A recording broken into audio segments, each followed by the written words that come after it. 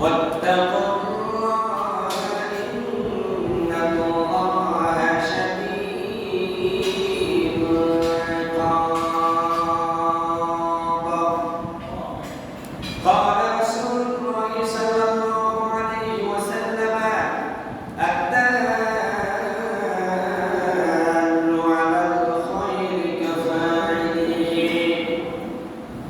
وعن عبادة بن ثابت رضي الله تعالى عنه قال قال رسول الله صلى الله عليه وسلم أخبروا لي ستا من أنفسكم أضمن لكم الجنة تصدقوا إذا حدثتم وأوفوا إذا وعدتم واتقوا إذا تؤمنتم وحفظوا فروجكم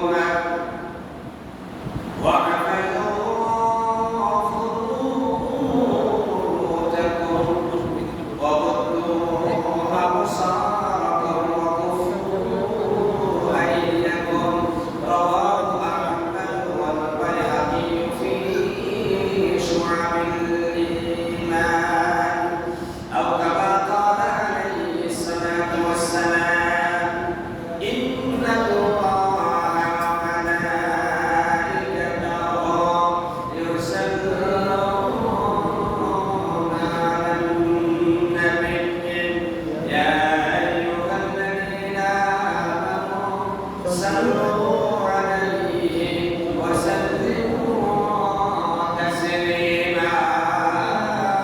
اللهم صل على سيدنا مولانا محمد وعلى آل سيدنا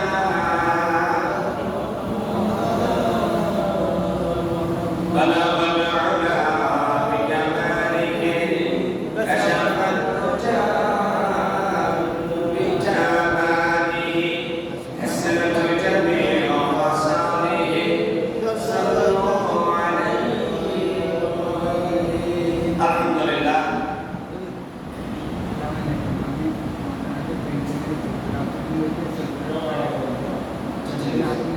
রব্বুল ইজ্জত ওয়াল জালালের দরবারে লাখ কোটি শুকরিয়া আদায় করছি যে রব্বুল আলামিন আমাদেরকে জুমার দিনে মসজিদে এসে বসে কোরআন কারীমের কথা শোনা, হাদিস শরীফের কথা শোনা তৌফিক দিয়েছে। সেই মনিবের দেওয়া জবান দিয়ে তার শেখানো ভাষা দিয়ে আমরা কালিমাত শুকরিয়া আদায় করি, সকলে করি আলহামদুলিল্লাহ। ربنا لك الحمد حمدا كثيرا طيبا مباركا فيه يا رب لك الحمد كما ينبغي لجلال وجهك وعظيم سلطانك. আমাদের এই প্রশংসার সাওয়াব, দুরূদ শরীফের সাওয়াব আল্লাহ পাক বিশ্বনবীর পবিত্র রওজা মুবারকে পৌঁছে দেওয়ার সবাই বলে আমিন।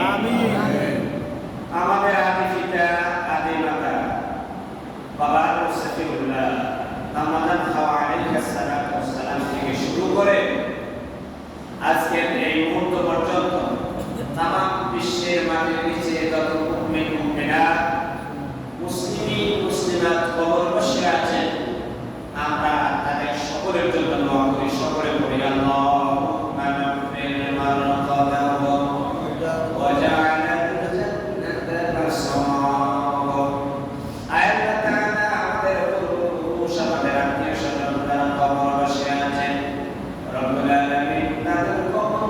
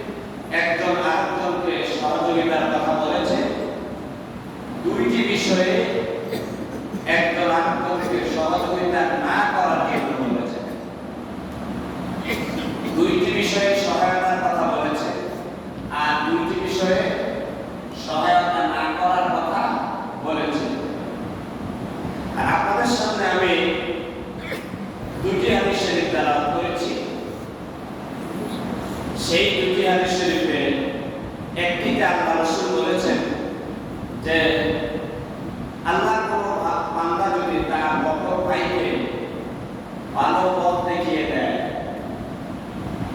এই পথ দেখানোর কারণে সেই বান্দা যে আমলগুলো করবে, সেই বান্দা আমল করে যে সওয়াব পাইল, যার কারণে সে ভালো পথের সন্ধান পাইল, সমান সওয়াব সেও পাবে যে ওই লোকটাকে ভালো পথের রাস্তা দেখাচ্ছে।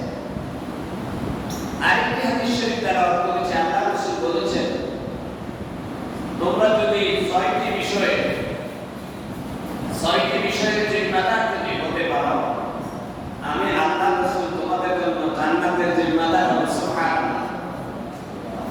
আসলে আমরা ধারাবাহিকভাবে আলোচনা শুনি। আল্লাহ পাক আমাদের কবুল করেন। আল্লাহ রাব্বুল আলামিন বলেন, তাআওয়ানু আলাল বিররি ওয়াত তাকওয়া ওয়া লা তাআওয়ানু আলাল ইসমি ওয়াল উদওয়ান ওয়াত্তাকুল্লাহা ইন্নাল্লাহা শাদীদুল ইকাব। আল্লাহ রাব্বুল আলামিন বলেন, হে বান্দারা, তোমরা একজন আরেকজনকে কল্যাণের কাজে, ন্যায়ের কাজে আর তাকওয়ার কাজে পরস্পরকে সাহায্য করো। ওয়ালা তাআওয়ানু আলাল ইসমি ওয়াল উদওয়ান, আর একজন আরেকজনকে গুনাহের কাজে, সীমালঙ্ঘনের কাজে সাহায্য করিও না। ওয়াত্তাকুল্লাহ, তোমরা আল্লাহকে ভয় করো। ইন্নাল্লাহা শাদীদুল ইকাব, নিশ্চয় আল্লাহ রাব্বুল আলামিন শাস্তি দানে অত্যন্ত কঠোর। এই হলো আমি আপনাদের সামনে যে আয়াত কারিমা তেলাওয়াত করেছি তার বাংলা। তাহলে আল্লাহ রাব্বুল আলামিন বলেন, হে ঈমানদাররা, তোমরা একজন আরেকজনকে দুইটি কাজে সাহায্য সহযোগিতা করো। কয়টা কাজে? দুইটা কাজে। সবাই বলি কয়টা কাজে? একটা হলো বিরর। বিরর মানে হলো ভালো কাজ, ন্যায় কাজ, কল্যাণের কাজ। আরেকটা হলো তাকওয়া। তাকওয়া আল্লাহর বিধি, আল্লাহর ভয়ের ক্ষেত্রে, ফরজকারী অর্জনের ক্ষেত্রে, তাকওয়া অর্জনের ক্ষেত্রে একজন আরেকজনকে সাহায্য করবে। আর দুটি ক্ষেত্রে তোমরা একজন আরেকজনকে সাহায্য করিও না। একটা হলো তাআওয়ানু ওয়ালা তাআওয়ানু আলাল ইসমি, গুনাহের কাজে, অপরাধের ক্ষেত্রে, অন্যায়ের ক্ষেত্রে একজন আরেকজনকে সাহায্য সহযোগিতা করিও না। ওয়াল উদওয়ান, সীমা লঙ্ঘনের ক্ষেত্রে, সীমা ছাড়িয়ে যাওয়া এমন কোনো কাজের ক্ষেত্রে একজন আরেকজনকে সাহায্য সহায়তা করিও না। এরপর আল্লাহ পাক বলেন, ওয়াত্তাকুল্লাহ, আল্লাহকে ভয় করবে। আমরা ভয় করব কাকে? আল্লাহকে। ইন্নাল্লাহা শাদীদুল ইকাব, নিশ্চয় আল্লাহ রাব্বুল আলামিন শাস্তি দানে খুব কঠোর। আল্লাহ যখন কাউকে শাস্তি দিবেন, চূড়ান্ত সিদ্ধান্ত নেবেন, তার অপরাধের মাত্রা যখন ছাড়িয়ে যাবে, পাপের মাত্রা যখন ছাড়িয়ে যাবে, তখন আল্লাহ শাস্তি দিতে কোনো দয়া মায়া আর করবেন না। এই হলো আপনাদের সামনে যে আয়াত আমি তেলাওয়াত করে জানাবো। বিশ্বনবী জনাব মুহাম্মদুর রাসূলুল্লাহ সাল্লাল্লাহু আলাইহি ওয়াসাল্লাম বলেছেন, আদাল্লু আলাল খায়রি কাফাইলিহি। আদাল্লু আলাল খায়রি, আল্লাহ কোন বান্দা যদি কল্যাণের রাস্তা দেখিয়ে দেয়, ভালো কাজের রাস্তা দেখিয়ে দেয়, কাফাইলিহি, যেই বান্দাকে ভালো কাজের রাস্তা দেখাইলো, ভালো কাজের রাস্তা দেখিয়ে ওই বান্দা ভালো কাজ করতে শুরু করলো, ভালো কাজ করার কারণে যেই বান্দা তাকে ভালো কাজ করার রাস্তা দেখাইয়া দিল, ওই বান্দাও সমান সওয়াবের ভাগীদার হয়ে যাবে। সুবহানাল্লাহ। আপনি যদি কোনো বান্দাকে ভালো কাজের কথা বলেন, কাউকে যদি আপনি নামাজের কথা বলেন, যে ভাই চলো আযান দিয়েছে আমরা সবাই মসজিদে যাই, এই যে আপনার ভাইকে আপনি ভালো কাজের কথা বললেন, আপনি বললেন চলো দোকানে বসে আড্ডা দেই, আপনি দোকানে বসে গল্প গুজব করে টেবিল টক করে মাগরিবের টাইমে মসজিদে আসলো, জামাতের সহিত নামাজ আদায় করলো, জামাতের সহিত নামাজ আদায় করলে 500 টাকা একা করলে যা পাইতো তার চাইতে 500 গুণ বেশি পাইতো। তাহলে আপনি নিজে করলেন, আপনি পাইলেন কত? 500 টাকার সওয়াব। আপনি আসলে আরেকজনকে নিয়ে আসছেন, সে পড়ে সে তো 500 টাকার সওয়াব পাইলো। আপনি যে তারে দোকানের গর্ভবোধন থেকে উঠিয়ে নিয়ে আসছেন, আপনিও সমান সওয়াব পাইলেন। তার মানে ওই যে নামাজ পড়ার কারণে, ওই লোকটাকে আপনি নিয়ে আসছেন, সে নামাজ পড়ার কারণে সে তার আমলনামায় 500 টাকার সমান সওয়াব যোগ হলো। আপনার আমলনামায়ও 500 টাকা নামাজের সমান সওয়াব যোগ হয়ে গেল। সুবহানাল্লাহ। তাহলে এই কাজটা আমরা করতে পারবো তো ইনশাআল্লাহ। আমার আপনি আল্লাহর কোন বান্দাকে বলেন, ও ভাই গল্প গুজব করে আপনি চলো আমরা কোরআন শরীফ তেলাওয়াত করি, চলো আমরা মাহফিলে যাই, চলো মসজিদে আগে যাই। ইমাম সাহেব যে আলোচনাটা করবে কোরআন শরীফ হাদিস শরীফ থেকে আলোচনাটা করবে, চলো আমরা সেই আলোচনাটা শুনি। বিশ্বনবী বলেছেন, এটা আমাতুম বিরিয়াতিল জান্নাহ ওয়া মা সাবিয়া। যখন তোমরা জান্নাতের রাস্তা দিয়ে হেঁটে যাবে, তখন তোমরা একটু ওই জান্নাতের বাগানে একটু বসিও, সেখানে কিছু ফল এবং বৃক্ষের চারা তোমরা রোপণ করিও। সাহাবায়ে কেরাম প্রশ্ন করতেন, ইয়া রাসূলুল্লাহ, দুনিয়ায় আবার জান্নাত আমরা কোথায় পাবো? হুজুর বললেন, যেখানে আল্লাহ এবং তার রাসূলের আলোচনা হয়, ওটাই জান্নাতের বাগান, আর ওটাই হলো জান্নাতের রাস্তা। সুবহানাল্লাহ। তোমরা যখন আল্লাহর কথা শুনে, আল্লাহর রাস্তায় আমাদের কথা শুনে আলহামদুলিল্লাহ বলবা, সুবহানাল্লাহ বলবা, মাশাআল্লাহ বলবা, ওই শব্দগুলো যখন বলবা, এক একটি শব্দ বলা মানে জান্নাতের ভিতরে এক একটি ফলের চারা রোপণ করার সমান সওয়াব পেয়ে যাবে। সুবহানাল্লাহ। কথা কি বুঝে আসছে? এরপর আপনি আল্লাহর কোন বান্দাকে বলেন, চলো ভাই আমরা একটা কালভার্ট দেব, একটা মসজিদ নির্মাণ করব, একটা মাদ্রাসা তৈরি করব। আল্লাহর কোন বান্দার সহায়তায় আপনি মসজিদ নির্মাণ করলেন, যতদিন মসজিদ থাকবে ততদিন আপনার আমলনামায় সওয়াব যোগ হবে। আপনি যদি কাউকে বলেন যে ভাই আসো আমরা এখানে একটা ব্রিজ হবে, মানুষ চলাচল করতে পারে না, এখানে একটা কল দরকার, এখানে অনেক মানুষ আর্সেনিক মুক্ত পানি খেতে পারে না, আসো আমরা এখানে একটা টিউবওয়েল, আমরা এখানে একটা টিউবওয়েল দেব। তার মানুষের কাছ থেকে সহায়তা নিলেন। আপনি যে মৌখিকভাবে আপনার মুখ খরচ করলেন, ওরা দান করে যে সওয়াব পাইলো, আপনি শুধু তাকে এখানে দান করো এই কথাটা বলার কারণে সমান সওয়াবের ভাগিদার হবে। সুবহানাল্লাহ। এজন্য আল্লাহ রাসূল বলতেন, আতানু আলাল খায়রি কাফাইহি। আল্লাহ কোন বান্দা যদি তার অপর ভাইকে ভালো রাস্তা দেখায় দেয়, হেদায়েতের রাস্তা দেখায় দেয়, ওই লোকটা ভালো কাজ করে যে সওয়াবটা পাইলো, যে ব্যক্তি তাকে ভালো কাজের সন্ধান দিল, ভালো কাজের রাস্তা দেখায় দিল, সেই ব্যক্তিও সমান সওয়াবের ভাগিদার হয়ে যাবে। সুবহানাল্লাহ। আমার ভাইয়ের সূরাতুন নিসা 85 নম্বর আয়াতে আল্লাহ পাক বলেন, মাইয়াশফা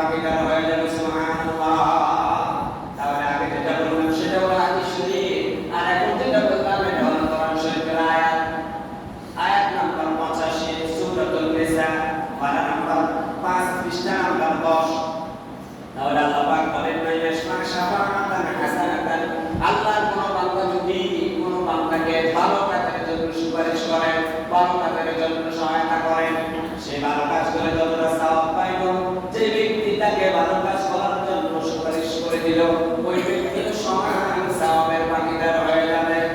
অনুরূপভাবে মাইয়াশফা শাফাআতান সাইয়্যাতান ইয়াকুন লাহু কিফলুন মিনহা ওয়া কানা আল্লাহু আলা কুল্লি শাইইন মুকিতা। অনুরূপভাবে আল্লাহ তার বান্দা যদি কাউকে খারাপ কাজের জন্য সুপারিশ করলো, ওই বান্দা খারাপ কাজ করার কারণে যতটা অপরাধের ভাগী হলো, গুনাহের ভাগী হলো, যেই ব্যক্তি এই লোকটির জন্য সুপারিশ করলো, ওই ব্যক্তিও সমানভাবে অপরাধের ভাগীদার হয়ে যাবে। নাউযুবিল্লাহ। যেমন আপনি একজন ভালো মানুষের জন্য সুপারিশ করবেন, যে লোকটা ভালো মানুষ, এই লোকটার চাকরিটা হওয়া দরকার, এই লোকটা অত্যন্ত আল্লাহওয়ালা তাকওয়াবান, এই লোকটা যদি এই ক্ষেত্রে চাকরিটা পায় তাহলে ওই সেক্টরটা দুর্নীতি মুক্ত হবে।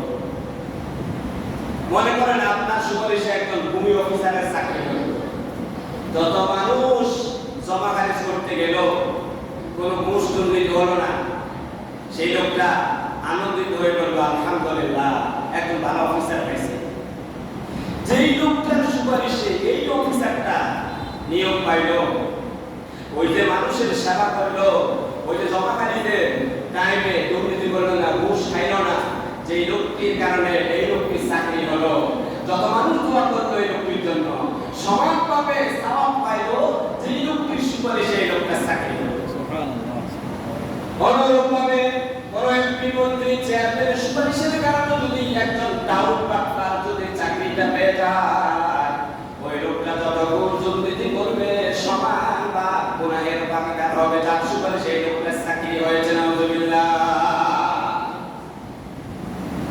কথা যৌক্তিক না অযৌক্তিক? আল্লাহ রাসূল এবং আল্লাহ কোনো অযৌক্তিক কথা বলেন কিনা? আল্লাহ রাব্বুল আলামিন বলেন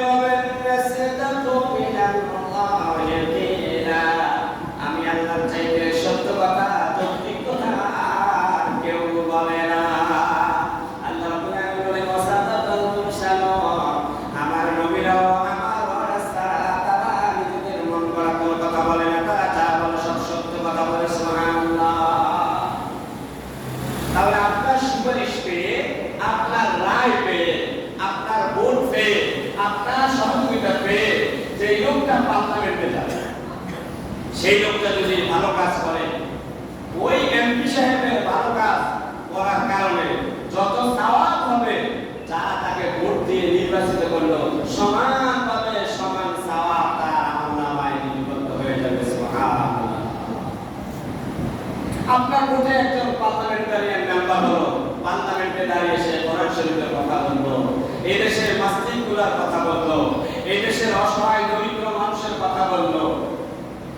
এই কথাগুলা বলার জন্য যেই মানুষগুলো তাকে সহায়তা করলো, সমানভাবে প্রত্যেকটি মানুষের আমলনামায় সওয়াবটা লিপিবদ্ধ হবে। উদাহরণস্বরূপ একজন পার্লামেন্টারিয়ান সংসদ সদস্য পার্লামেন্টে গিয়ে আপনার গ্রামে একটা মসজিদ নির্মাণের অনুমোদন চান, সরকারি টাকা। এই মসজিদে জুমাতে যদি 500 মানুষ নামাজ পড়ে, কত মানুষ? 500 মানুষ। একজনে যদি 500 টাকা করে পায় তাহলে কত হাজার নেকি হবে? তাহলে যেই সংসদ সদস্যের সহায়তা এই মসজিদটা নির্মাণ হলো, যেই মানুষগুলো তাকে ভোট দিয়ে সংসদে কথা বলার ব্যবস্থা করে দিল, সব মানুষের আমলনামায় ওই 500 মানুষ নামাজ পড়ার কারণে যে সওয়াব হলো, যারা তাকে সহায়তা করে পার্লামেন্টে গিয়ে মানুষের কথা বলার সুযোগ করে দিল, সমানভাবে সমান সওয়াবের অধিকারী ওই প্রত্যেক ভোটদাতার আমলনামায় লিপিবদ্ধ হবে। সুবহানাল্লাহ। তাহলে এই দৃষ্টিতে ভোট ইবাদত না সওয়াব না গুনাহের কাজ? সওয়াব। কিসের কাজ? সওয়াব।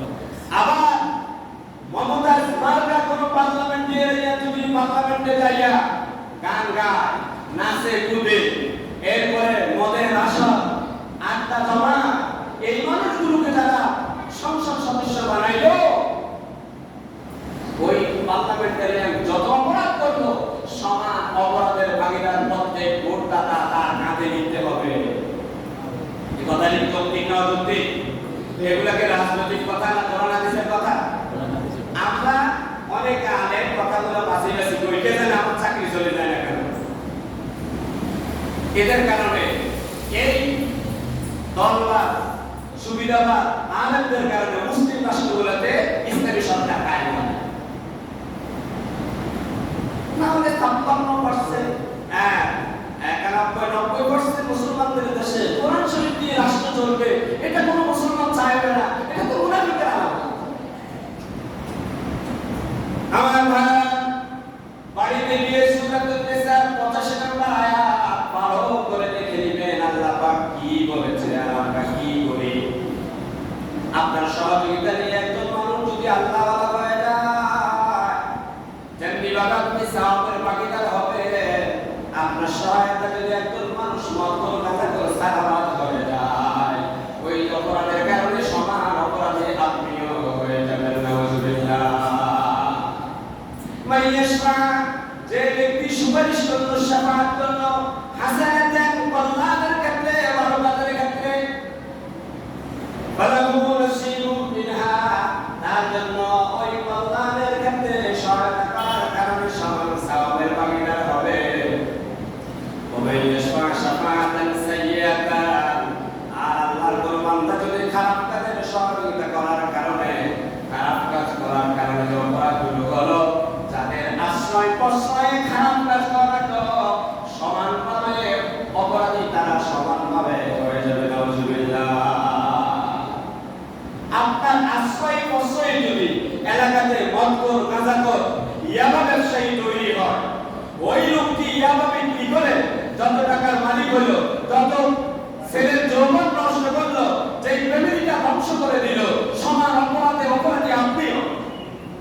আপনার দায়িত্ব তো আপনার বাড়ির সামনে যদি কেউ ইয়াবা বিক্রি করে, আপনার বাড়ির সামনে কেউ যদি মদ বিক্রি করে, আপনার বাড়ির সামনে কেউ যদি চাঁদাবাজি করে, আপনি যদি তাকে আশ্রয় দেন, প্রশ্রয় দেন, শেল্টার দেন, আসল ময়দানে আল্লাহ পাক বলবে ফালান আকুনা যাহিরাল লিল মুজরিমিন, যারা অপরাধীদেরকে শেল্টার দিছ, ওই তোমরা আসো, তোমাদের একটা চেহারাটা আমি আল্লাহ দেখি। কার কথা? আল্লাহর কথা। সুতরাং আপনার বাড়ির সামনে আপনার আশ্রয় প্রশ্রয় যদি কেউ যদি ইয়াবা ট্যাবলেট বিক্রি করে, মদ বিক্রি করে, গাঁজা বিক্রি করে, চাঁদাবাজি করে, আপনি প্রতিবাদ করবেন না বসে থাকবেন? প্রতিবাদ করলেও তো দোষ। গতকালকে গাজীপুর এক সাংবাদিক গাজীপুর চৌরাস্তায় চাঁদাবাজি করার কারণে, সে লাইভ করার কারণে কালকে রাতে তাকে মেরে